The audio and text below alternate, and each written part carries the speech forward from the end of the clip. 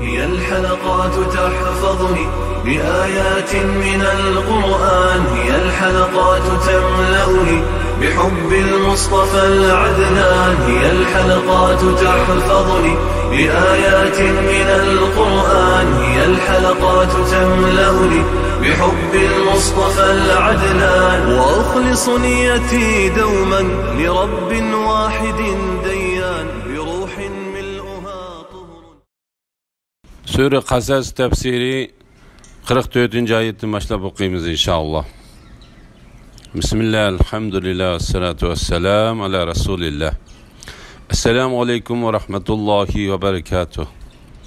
Tüvendi dehtanlağa İbn Kathir rahimahullah'ın Kur'an-ı Kerim tefsiri Uygurca tercümesi Qasas suresi 44. ayetten başlayıp okuyayımız inşallah. Euzubillahimineşşeytanirracim. Ey Muhammed sallallahu aleyhi ve sellem, biz G'arbi tağının bir tarafida Musa'ga vahiy nazil qilganimizda sen yo'q eding. Buni o'z ko'zing bilan ko'rmagan eding. Lekin biz nurg'un ummatlarni yaratdik. Ularning umri uzun bo'ldi. Sen Medyen aholisining ichida ularga bizning oyatlarimizni tilovat qilib to'g'richi bo'g'ining yo'q. Lekin biz seni ulardan boshqa bir qavmga payg'ambar qilib avatdik. Biz Tur teg'ining bir tarafida Musaga so'z qilganimizda sen yo'q eding. Lekin bu sendan ilgari hech bir ogohlantiruvchi kelmagan qavmni ogohlantirishing uchun, uning nasihat elishi uchun Rabbing tarafidan nozil qilingan rahmatdir. Ularning qilgan ishlari, ya'ni kufri va gunohlari tufaylidan ularga biror azob kelsa, Rabbimiz bizga biror payg'ambar avatgan bo'lsang eding, sening oyatlaringga ergishatdik va mu'minlardan bo'latdik demasliklar uchun seni ularga payg'ambar qilib avatdik. Kishilarning diqqatini Muhammad alayhissalomning payg'ambarligining daliliga burash to'g'risida. Alloh taolo bu oyatda kishilarning diqqatini Muhammad alayhissalomning payg'ambarligining dalil pakitiga buraydi. Chunki Muhammad alayhissalom g'aybdan berilgan xabarni anglag'uchidir. Go'yo ilgari bo'lgan ishlar ustida hozirdek uni o'z ko'zi bilan ko'rib turgandek his qiladigan ushtumtut g'ayb xabarlarini xabar beradi. Halbuki Muhammad alayhissalom savossiz bir odam bo'lib, kitob o'qishni bilmaydi. U o'qishni va yozishni bilmaydigan qavm orasida cho'ng bo'lgan edi. Alloh taolo uningga Maryamga yuz bergan g'ayb ishlar haqida xabar berib mundaq deydi. Maryamni ularning qaysi tarbiyasiga elish masalasida chek tashlash yuzsidan qalamlarini suvga tashlagan chaqda sen ularning yenida yo'q eding.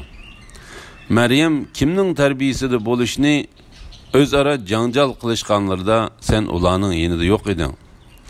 Ya'ni shu ishlarning ustida sen yo'q eding, lekin Alloh uni sana vahiy qildi.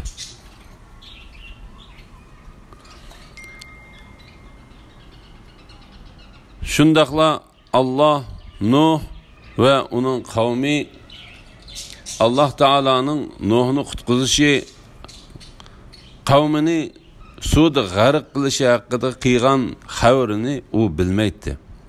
Ondan Alloh mundaq dedi: Ey Muhammed sallallahu aleyhi ve sellem, ana shu qissa g'aybga oid xabarlardandir. Sana uni vahiy qildik. Sen va sening qavming buningdan ilgari uni bilmaydinglar. Sabr qilgin. Shubhisizki yaxshi oqibat taqvodorlarga mansubdir. Allah bu suraning oxirida yana mundaq dedi: Mana bular aholisini biz halok qilgan yurtlarning xabarlaridir. Sana vahiy orqali bayon qilamiz. Allah Teala bu yerda Musa aleyhisselamның qissasini beshidan oxirigacha xabar qilgan va onunğa Allah'ın vahiy qilishi, onun bilan Allah'ın sözlüşünün qandaq başlanğanlığı haqqında xabar qilgandan keyin mundaq deydi. Ey Muhammed sallallahu aleyhi ve sellem, biz G'arbi tağının bir tarafida Musaga vahiy nazil qilganimizda sen yo'q eding. Ya'ni ey Muhammed sallallahu aleyhi ve sellem, G'arbi tağının bir tarafida vodining kun chiqish tarafidagi bir tüp daraxt tarafdan Allah Musaga so'zlagan yerda sen yo'q eding. Buni o'z ko'zing bilan ko'rmagan eding. Lekin pak ve yüksek Allah buni ömrü uzun bo'lgan özleriga Allah tarafından kelgan dalillarni ve ilgiriki payg'ambarlarga Allah vahiy qilgan narsalarni unutib ketgan ummatlarning barligiga dalil pakit bo'lsin uchun sana vahiy qildi. Sen Medyen ahalisinin içinde ulağa bizden ayetlerimizni tilavet kılıp doğucu boğunun yok.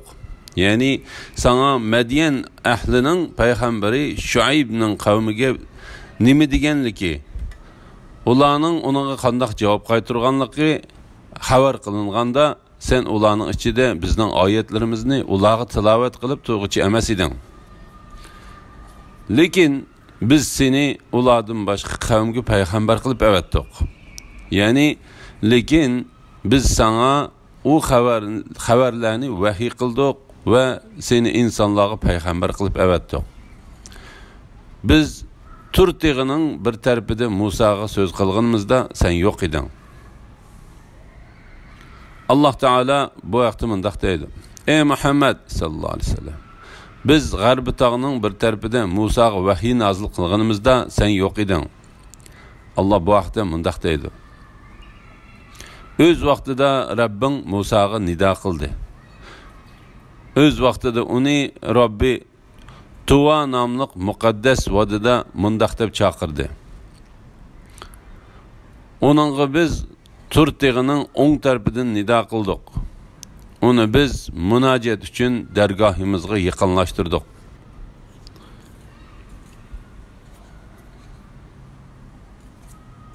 Lekin bu senden ilgiri hiç bir agahlandırgıç kelmagan qavmni agahlandırishing uchun ularning vaz nasihat elish uchun Rabbing tarafidan nazil qilingan rahmatdir.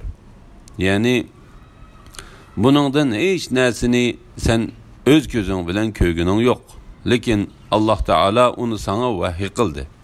Allah Teala sana ve bendilerge rahmet qilib, sen ularga elib kelgan narsa bilan ularning hidayet tepishi uchun seni ularga payg'ambar qilib avatganligini sana xabar qildi. Ularning qilgan ishlari, ya'ni kufri ve gunohlari tufaylidan ularga birer azob kelsa, Rabbimiz bizga birer payg'ambar avatgan bo'lsa eding, senin ayetleringe erişettik ve müminlerden bolattık demeslik için, yani ularning kufri tüpeylidin, ularga birer azap kelgende, ular özlerine birer payg'ambar, birer agahlandırıcı kelmegenligini bahane qilib, iman etmaganlıkları için, yana ularning özüre etişiga yol koymay, ularga karşı delil turg'uzish maqsadida seni ularga payg'ambar qilib evetdik. La ilahe illallah Muhammeden Resulullah. Allah bu vaqtda mübarek kitabı Kur'an'ni nazil qilganligini bayon qilgandan keyin mundaq dedi. Mening Kur'an nazil qilishim sizlarning faqat bizden ilgiriki ikki toiflar, ya'ni Yahudilar ve Nasaralar kitap nazil qilingan, ularning o'qigan kitoblaridan bizning zodil xabarimiz yo'q demasliginlar uchundir. Yoki sizlarning agar bizga kitob nazil qilingan bo'lsa, biz albatta ulardan ortiq hidoyat topgan bo'lardik demasliginlar uchundir. Sizlarga Rabbinglar tarafidan haqiqatan pokit, hidoyat va rahmat nazil bo'ldi. Avatilgan payg'ambarlardan keyin Allah'ın oldida kishilar, ya'ni payg'ambar avatilgan bo'lsa, albatta iman etatdim ve itoat qilatdim degichilarga bahona bo'lib qolmaslik uchun itoat qilguvchilarga jannat bilan xo'sh xabar berguchi, osiylik qilguvchilarni do'zaxdan ogohlantirguchi payg'ambarlarni avatdiq. La havla va la quvvata illa billah. Ey ahli kitob, ya'ni yahudilar va nasoralar, bizga savob bilan xo'sh xabar berguchi, azobdan ogohlantirguchi kelmadi demasliginglar uchun payg'ambarlar üzülüp qolgan bir zamonda sizlarga shariatni va uning ahkomlarini bayon qilib beradigan rasulimiz keldi. Haqiqatan sizlarga xo'sh xabar berguchi va ogohlantirguchi, ya'ni Muhammad alayhissalom keldi. Endi sizlarga o'zri qolmadi. Bu vaqtda oyatlar nihoyat ko'pdir.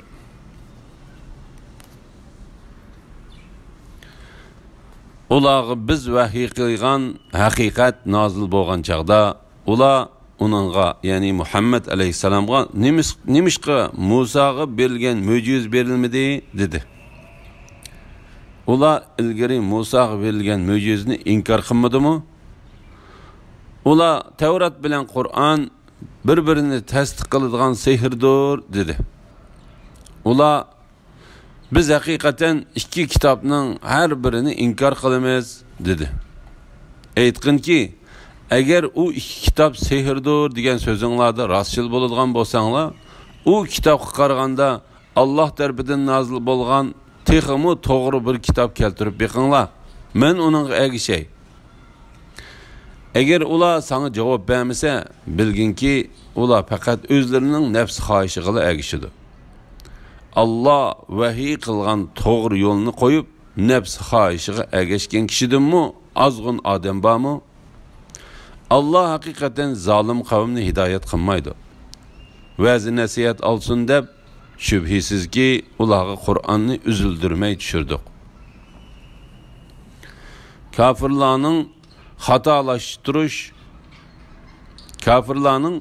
xatolashtirish uchun savol so'rashi va ularga berilgan javob to'g'risida.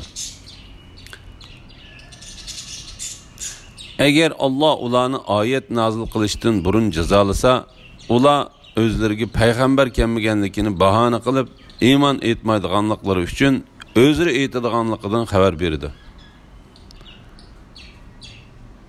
Ularga Allohning dargohidan Muhammad alayhissalomning tili orqali Qur'on nozil bo'lganda, ular Muhammad alayhissalomni xatolashtirish, Qur'on bilan qarshilashish, uni inkor qilish, nodonlik qilish va uningdan tinish yuzasidan mundaq savol so'raydi. Uningga, ya'ni Muhammad alayhissalomga nimishqa Musoga berilgan mo'jiza berilmadi? Ular bu savollar orqali hosining ajdirhoga aylanishi, qo'lning qo'ynidan ap-oq bo'lib chiqishi, suv opti, chekatga, pit, paqa, qon balolari, ziroat va meva mahsulotlarining kemayib ketishi qatorliq Allohning dushmanlariga qiyinchilik tug'diradigan ofatlar bo'lib, dengizning yerilishi, bulutning soyvan bo'lishi, osmondan taranjivin bilan bo'dinning tushirilishi, buningdan boshqa mu'minlarga rahmat qilib berilgan nurg'un mo'jizalardan Allah Musa alayhissalomning qo'li orqali Fir'avnga, uning qavmiga va Isroil avlodiga o'zining haq payg'ambar ekanligiga dalil pokit qilib ko'rsatgan ajoyib mo'jizalar va yengilmas dalillarni ko'z tutdi. Mushundaq mo'jizalar Fir'avn va uning qavmiga qilich ta'sir qilmayla qolmasdan, aksicha ular Musa va qarindoshi Harunning payg'ambarligini inkor qildi. Ular bu ikkisiga mundaq degan edi: sen bizga ota-bobolarimizning dinidan bizni voz kechtirish va zamin, ya'ni Misr zaminining saltanatini ikkinglarning qilib olish uchun keldingmi?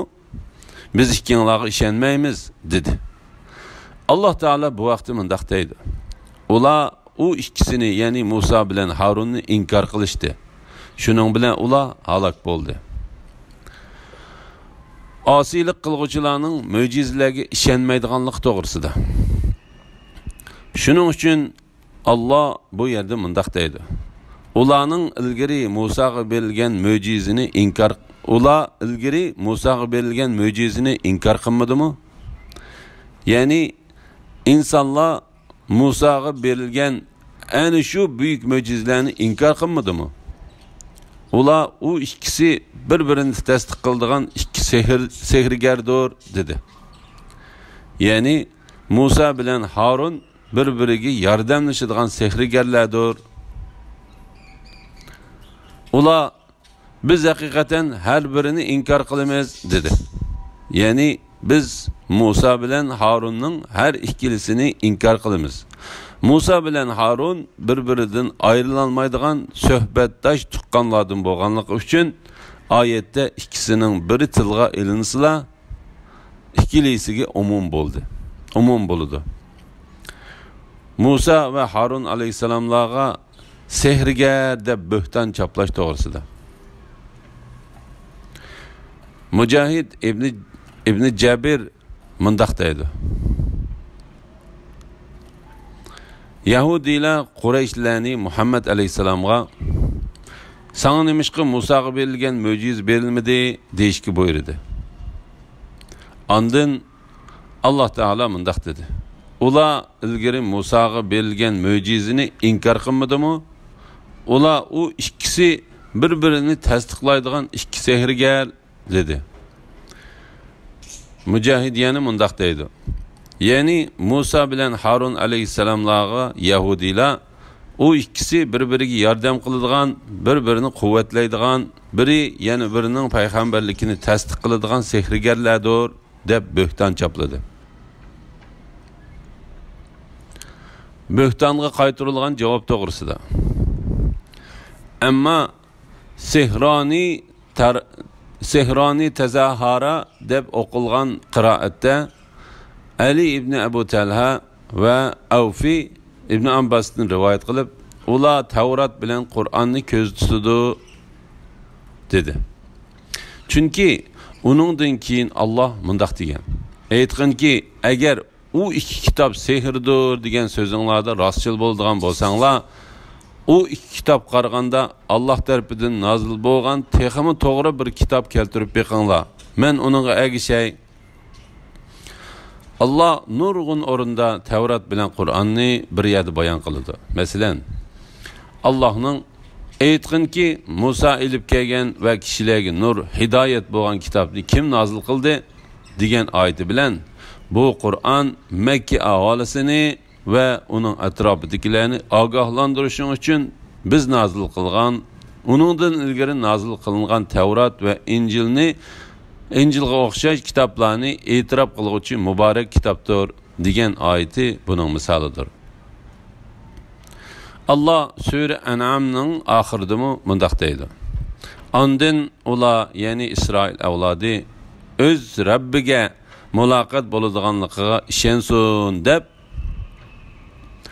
yaxshilik qilgan odamga beradigan ne'matimizni mukammallashtirish, İsrail avlodining diniy ishlarida ehtiyojlik bo'lgan har bir narsasini tafsili bayon qilish, İsrail avlodini hidoyat qilish va ularga rahmat qilish yuzidan Musaga kitob, ya'ni Tavrat ato qildik.